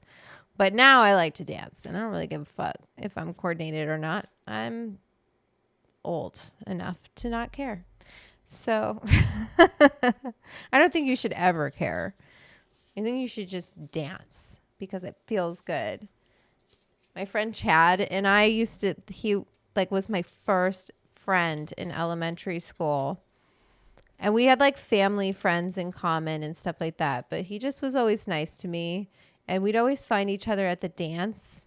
And we'd just be we just would let loose. We knew when we could see each other, we're like, well, cool. As long as we have each other, we don't have to give a shit about anyone else because we can just dance with each other. And it was so awesome. And he ordered so many of my cookbooks. And it was so sweet. Anyway, shout out to Chad McElhenney.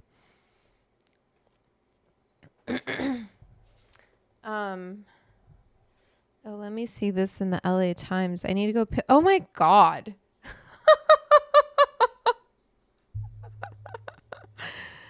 Look at this LA Times article, you guys. I need to go pick up a copy of the LA Times. Look at that. Are you kidding? I need to go get a copy of LA Times right now. That's awesome. Wow. Holy cow. Let me send this to my publisher. Wow. What a great story.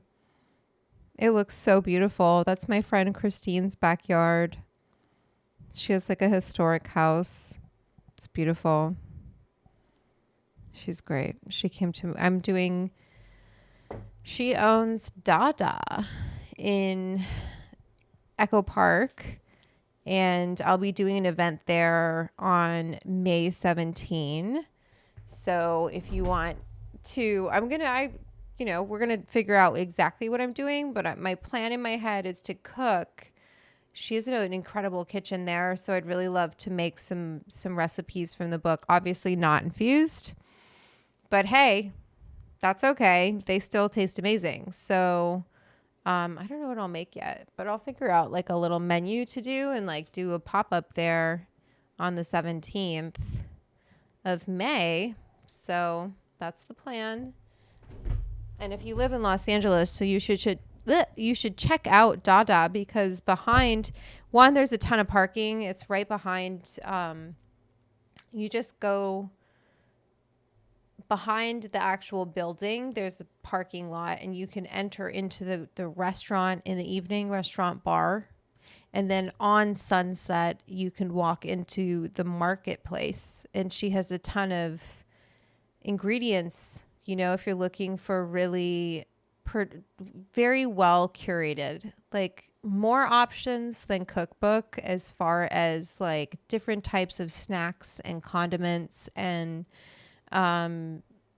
cheeses and chocolates and wine and things for the kitchen and pasta and all of that stuff. So, and then there's fish. What is it called? Right next to it. Anyway, so she let me shoot in her backyard. It was really fun. I'll be warming up Billy Idol dancing with myself. Awesome. That's the article I read about you. Yeah, I'm so happy with it. It's so cool.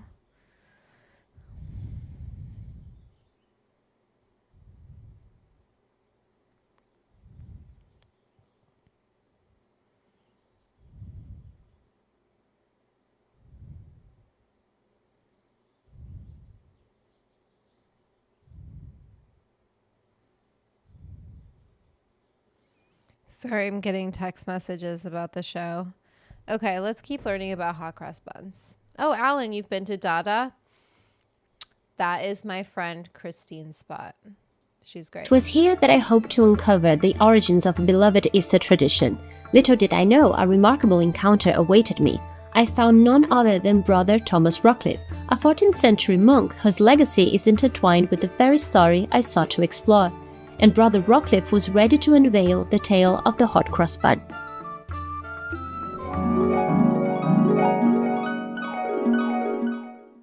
Well, hello there. Oh, hello. Hi, I'm Julia. What's your name? I'm Brother Thomas Rockcliffe. Nice to meet you. I'm the baker here at the monastery. Really? What are you making today? Well, I'm going to make some buns. It's coming up for Easter, as you know. And it's a tradition here that we give away some food to the poor. And I had this great idea a few years ago of making some buns, but making them a bit special. So I decided to, add some spices to it. It's very simple. So what spices are you using? Well, first of all, I've got to make my dough. And Okay. that's very simple. I've got my flour in here and Simple. water, just a basic dough. Oh, you know who has... And you need that. But I need some yeast for this too. Fortunately, the baker... Also, I just want to shout out. One, I need to drink more water because my lips are all dried out. But I want to shout out Elizabeth Pruitt from Tartine. For anyone who is gluten-free, she has a Substack, but she has been developing gluten-free recipes. Like if you have, like if you're celiac or whatever, gluten intolerant, or you just don't want to eat gluten, she has come up with really brilliant recipes, and she has a hot cross bun that is gluten-free on her Substack, and it's pretty cool what she's doing with gluten-free flour. So highly recommended. Anyway, let's keep going. Bakery outside. We sleep above the bakery. Hi, Jason. This place, yes. Oh my God. That must hey, smell guys. nice. But we need some yeast. All right. So our producer, one of our producers, definitely produced that pantry with me. Jason Pinsky is here in the chat. And I invited him for a call, but it's Sunday, it's Easter Sunday, and he's with his family. So say hello to Jason. And if Natalie's watching, hi, Natalie. And, say hi to him. If you have any questions, Jason, if you're willing to answer, if you have any questions, he knows a lot of shit about putting the pot pantry together for every season of Bong Appetit. And what else? Sour diesel. What else you want to talk about, Jason? Not to put any pressure on you, but Pinsky's in the house.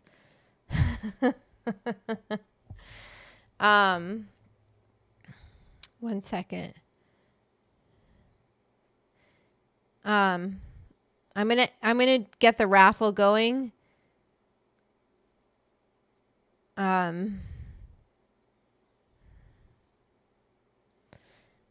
But yeah, give him some props. Would you stand in front of the pantry and admire it? Yes. Hi, Pinsky. Happy 420. Say thank you for putting that pantry together. Putting it together, and if we had some more time, and it was like right after harvest, and we just had a ton of. We can do even more. We can go even harder. We can make it even more Bong Appetit. So, all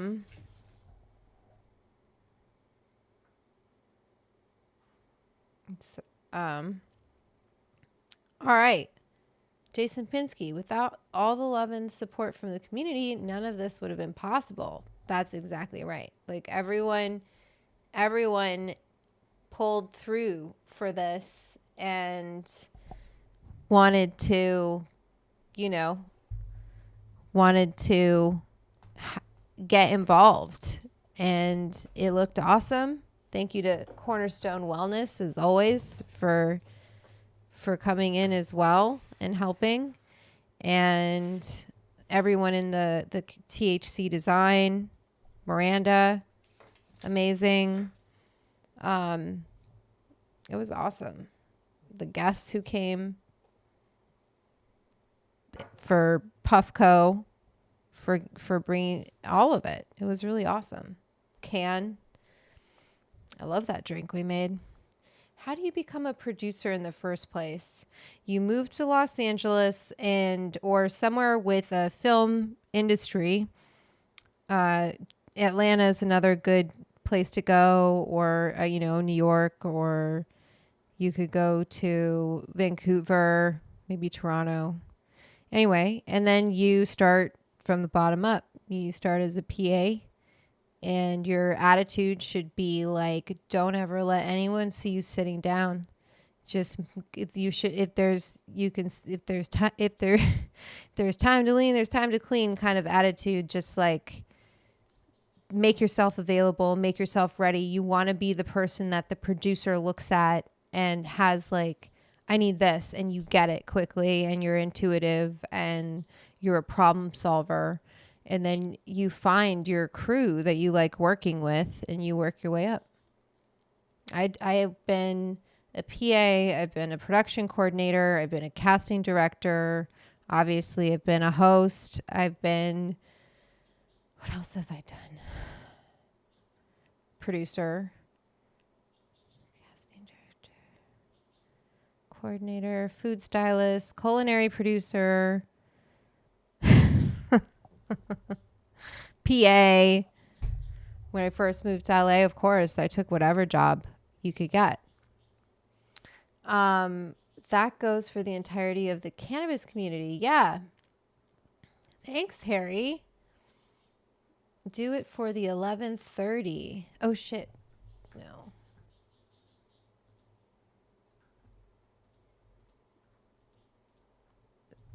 Sorry, every once in a while my computer thinks I'm talking to it, and I'm like, I'm never talking to you, please. And then when I am talking to it, it's not listening. It's like, I don't know what you're talking about. I'm like, go away. You're so useless. All right. So I think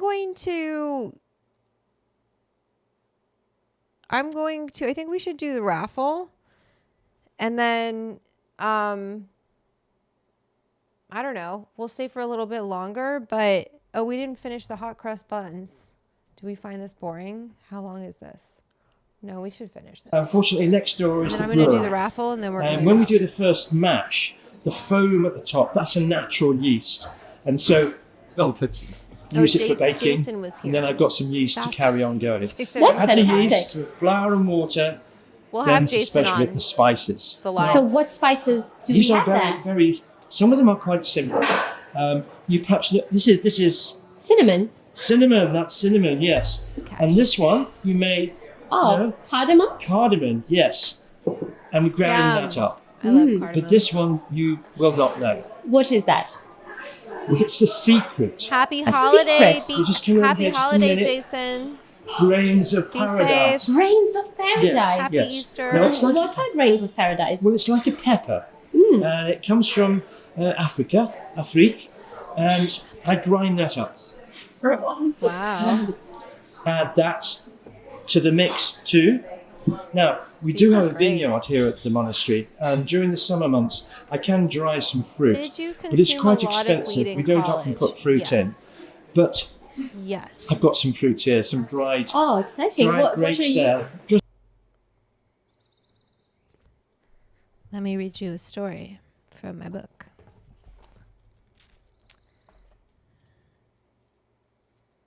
Tree Hugger Granola. It's on page 134. My senior year at Berkeley, I rocked a shaved head, smoked pinner joints, walking across campus, and got really into edibles. If I was being honest, it's that I smoked spliffs, but I didn't want to be promoting tobacco. I passed the activists camped out in the oak grove below the Greek Theater as I walked to Telegraph Avenue to buy the dank snickerdoodles from the table covered with Bob Marley pins. They were on Telegraph, you know. I nibbled on the stale cookies while sitting through lectures on the difference between Monet and Manet, but they weren't exactly brain food. Having this edible ode to my time at Cal, packed with oats, nuts, and dried fruit to snack on would have been far better. But que sera sera. But sera is spelled like the artist. Because I like puns. Sorry. But yeah, that's the Tree Hugger granola. So yes, I did. That's how I got. I just was... Ugh, spliffs are so gross now when I think about it. I'm like, oh, why did I do that? Yeah, lots of weed. Just Went to dried Berkeley. grapes. Yes, for doing that. But the special thing is, it's Easter. Yeah. Why not put a cross on it? That's what I thought. And so here I've got some. These have just come out of the oven. There's a cross on the top. So a simple bun. These ones I put some fruit in. So they look delicious. So the cross symbolizes the Passion of Christ. It does, yes. And of course, these are best kept raw. If you do have any butter, it's quite common. We've got dairy as well. Brilliant. Have some butter with them too. Thank you. They look fabulous. Thank you so much for telling me all about them. Nice to meet you. Nice to meet you. Thank you. Greek theater. These felt really nice. After stepping back in time with Brother Rockcliffe, it was time to explore the present-day understanding of the Alban bun. I turned to Stephen De Silva, an expert with deep insights into St. Alban's history, for an interview in one of the cathedral's serene chapels. Hello, so we're here at St. Alban's Cathedral with Stephen De Silva, who is a tour guide here, and I'm going to ask him all about the Alban bun. So hello, Stephen. Thank you so much for taking the time to talk to me in this beautiful, beautiful cathedral. Yeah, thank you. We're here in this lovely lady chapel of the cathedral. It's stunning. So what can you tell me about the 14th century Alban bun? Well, it's a wonderful story. We're told that Brother Thomas Rockcliffe in 1361 on Good Friday bakes some spiced buns marked with the sign of the cross that he can give out to pilgrims and to visitors to the refectory of St. Albans Abbey, because this was a huge monastery, on Good Friday 1361. That's the story that's come down to us. I see. That's incredible. However, just to let you into a secret, we can only trace the evidence for it back to 1851. Oh, really? What's the document you have? We have a baker's handbill from a baker in Soho in London in 1851 who promises that he will bake his hot cross buns in the tradition of Brother Thomas Rockcliffe at St. Albans. If we could get earlier than 1851, we'd be delighted. Yes, I'm sure. And speaking of different kinds of hot cross buns, and later I noticed these ones, they don't have the traditional piping that I see in contemporary supermarket and bakery ones. So what's the difference? Why? Well, definitely, in the Middle Ages, nobody piped these crosses on. They were slashed into the bun. So the baker took a knife and literally cut the cross on. And then when the dough rose, it rose with the shape of the cross in it. That was one of the big differences. The other one would have been the spices that were used. So now I think it's time for us to try this original Alban bun. Can we share one? Yes. Is that okay? That'd be great. Those look good. Oh. I like the raisins. There we go. Delicious. Oh, thank you. Okay. Here we go. I love the mix of cinnamon with the cardamom. You can really feel it. Thank you so much. I've never eaten in church before. Not sure we're allowed to do that. But I can really taste there's something I can't quite. Did you like that part of the book? Anyway, let's stop watching buns and let's do our raffle, okay? Let me put these names in the raffle. Boop, boop, boop, boop, boop, boop, boop.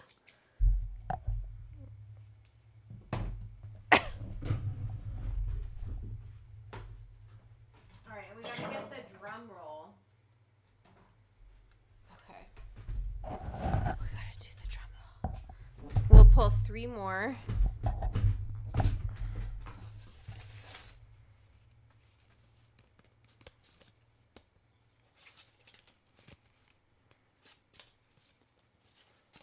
I'm putting them in here.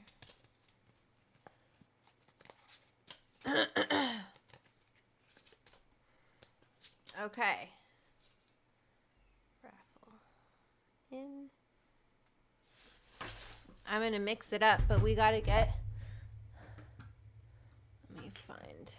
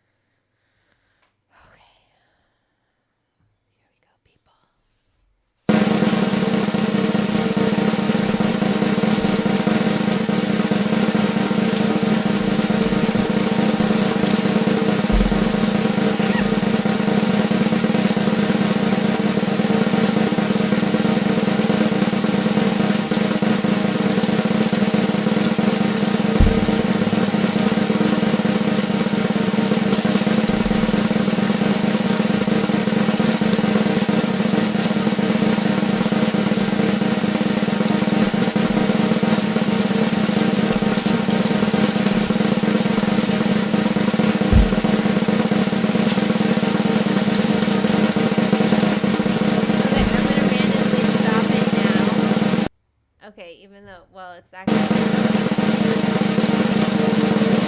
but let's stop it before so it doesn't go to the next video. Okay. I'm opening it. What are you saying, Pete? Oh, shit. Ah! I'm sorry. Hey, guys, I'm English, and I definitely think I'm making them next week. Hot cross buns? Oh, no. Oh boy. Is it? What's going to happen today? Okay. We're opening this. I'm not looking. I'm stirring it up a little bit. Just because I feel like the rotations are fun, but do they do much? Okay. Andrea, why is it only Andrea is coming up? I think it really needs to be mixed up. Andrea, I hope you don't mind, but you were picked so many times last time. Something's going on. So let me, although I'll just don't, you're going to get a nice thing, but that won't count toward today, okay? That's just going to like juice up your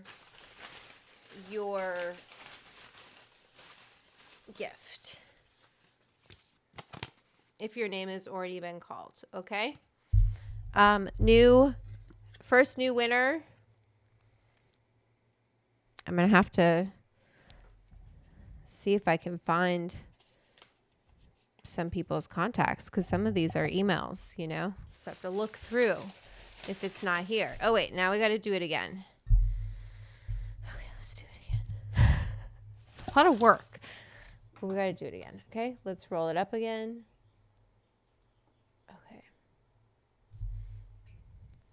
Right, Andrea's was one of the first 3. Let me make sure I have those tickets.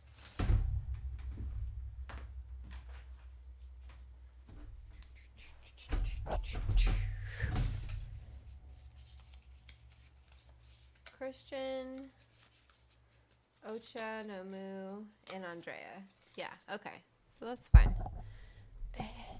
All right, Harry Lee, think crossing your fingers.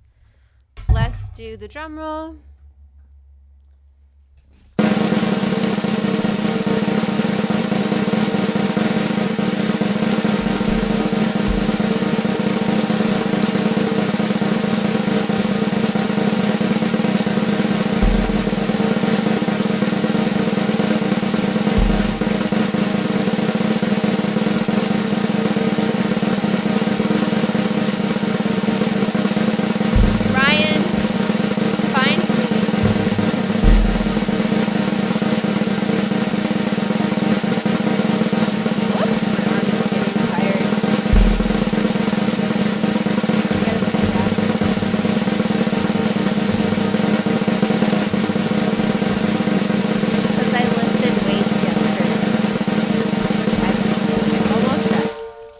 Okay, stopping.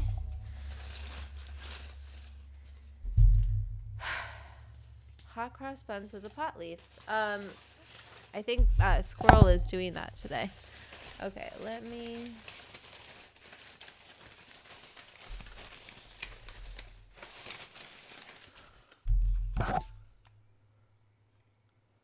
Hey, Madam Dram, a winner of the raffle. Okay, we're going to pull one more today. A lot of gifts happening. It is a workout, Petra. It's a total workout. It's good for my arms, but I already did a lot of like, he gets all the cred.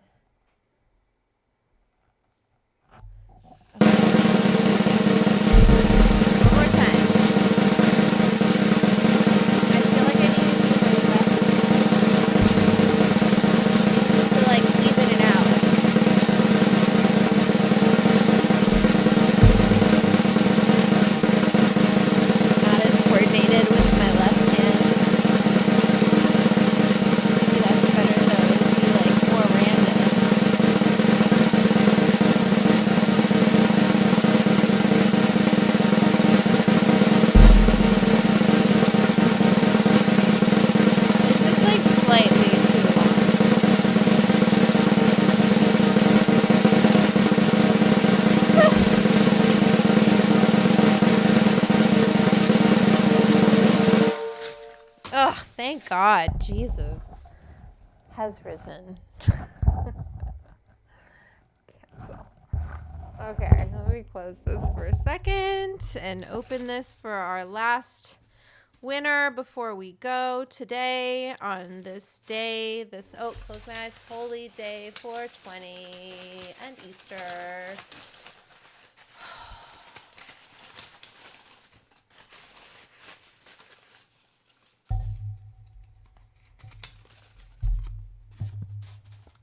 I don't know what it is about you, Andrea, but you've got a real, well, you did put a lot in here.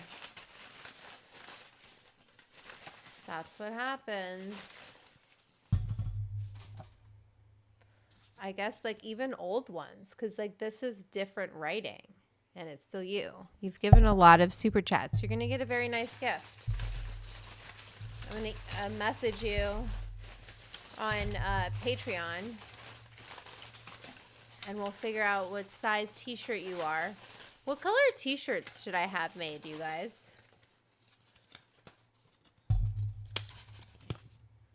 And Madam Dram is going to get a nice gift, too. It can't be the same people, because I want other people to win.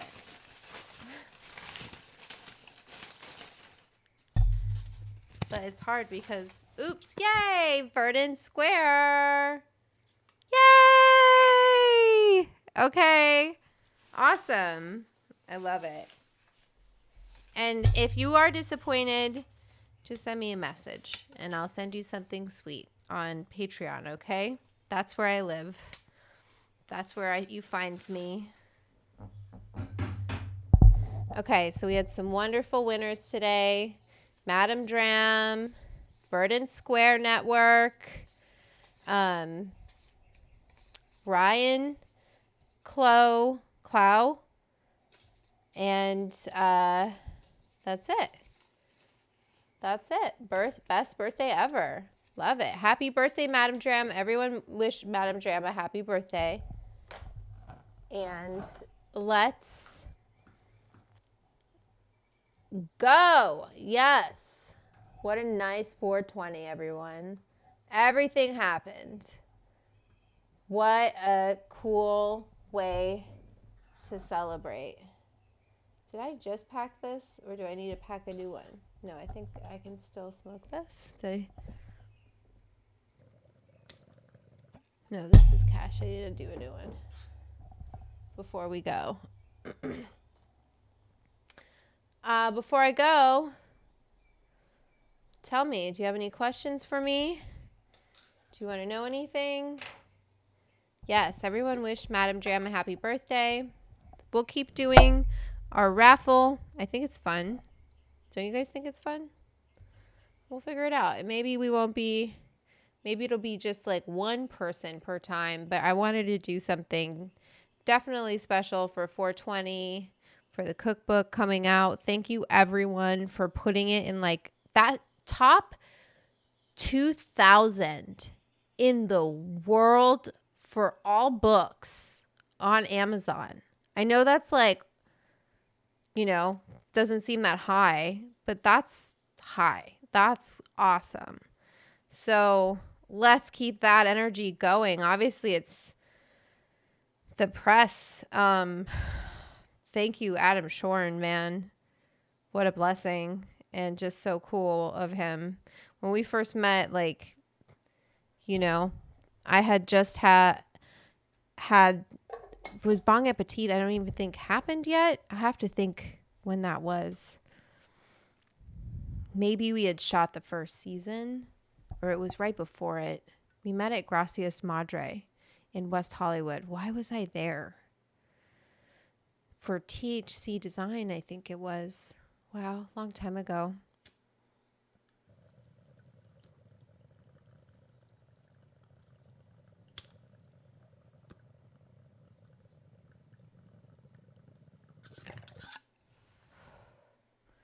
I have the peanut butter. What is your favorite recipe with peanut butter from the book?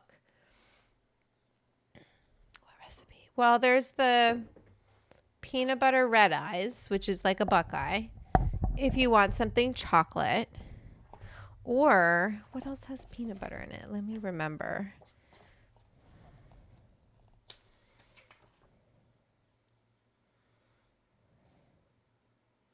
Oh, yeah. My favorite recipe, of course. Duh. The fudgy fluffer nutty brownies. But the only thing with that is the dose won't be evenly distributed if you dose the peanut butter. Because it kind of but then you can just say to people if it's got more peanut butter on top, it's more potent. But you take it with marshmallow fluff for the brownies. And I don't know why, I've always been obsessed with the idea of making a fluffernutter chocolate. And so I just made a fluffernutter brownie for the cookbook. Because I could have just done a brownie. But I didn't want to just do a brownie. I wanted to do something visually beautiful. I knew it would look cool if you kind of swirl the marshmallow cream with the peanut butter, and then there's chocolate in between it. It looks great.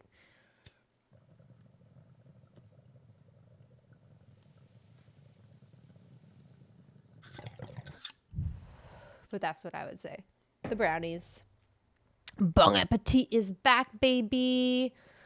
Awesome. Oh my God, the assembly required talk I gave. That was so long ago. Thanks. All right, everyone. I'm going to head out. Happy 420. You guys are awesome. Before I go, let me go to the main screen. And just want to say thank you, everyone who got the cookbook.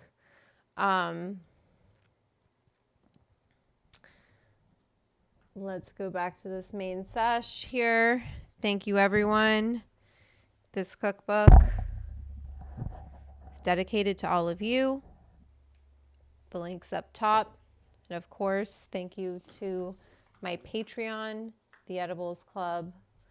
Let me put that in there in the chat. So if you would like to keep the chat going, you want to keep the sesh going, you want to keep celebrating 420, you want to share photos, you want to be a part of the club chat, opening tier is $5 a month, and you have group club access. You can meet a bunch of really cool people.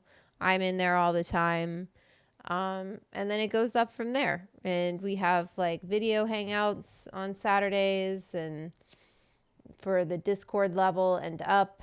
And it's really fun. Have fun, everyone. Everyone stay safe this evening. Take a car if you need to. Don't drink and drive. Don't get too high and drive. Just, take it easy. Stay safe. Chill out. Everyone's going to be celebrating and doing lots of things with Easter and 420. So I hope you all had a good time. And I'm going to play this outro and take a hit from the bong. Thanks for watching Bong Appetit with me. Share it with your friends. Let's get the likes and the views up on that so we can make some more episodes. And I will see you the next club sesh, Wednesday, 4:20 p.m. I don't know what we're going to talk about. You know, we'll figure it out. Who knows? Maybe we'll make it a kitchen session. We'll mix things up. I don't know what we're going to do.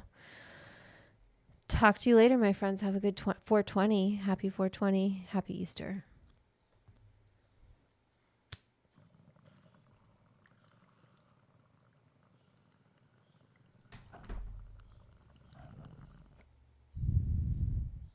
Happy birthday, Madam Dram.